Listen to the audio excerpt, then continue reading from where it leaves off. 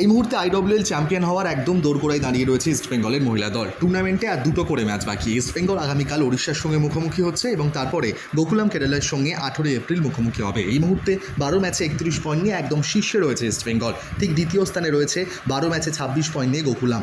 5 পয়েন্টে এগিয়ে রয়েছে ইস্টবেঙ্গল।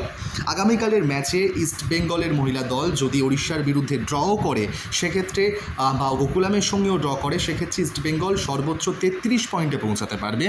আর যদি গোকুলাম তাদের পরপর দুটো ম্যাচে জেতে তারা সর্বোচ্চ 32 পয়েন্টেই পৌঁছাতে পারবে। 1 পয়েন্টে কিন্তু দুটো ম্যাচ ড্র করলে ইস্টবেঙ্গলও এগিয়ে থাকছে গোকুলামের থেকে। আর যদি জিতে যায়, যে ছন্দে রয়েছে ইস্টবেঙ্গলের মহিলা দল, কোনো কথাই নেই, সেক্ষেত্রে কিন্তু সর্বোচ্চ 37 পয়েন্টে পৌঁছে যাবে ইস্টবেঙ্গলের মহিলা দল, ধরাছোঁয়ার বাইরে গোকুলাম কেরালের কাছ থেকে।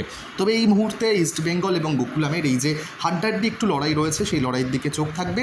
আর ইস্টবেঙ্গল যে পরিস্থিতিতে দাঁড়িয়ে রয়েছে, চ্যাম্পিয়ন বলাই বাহুল্য।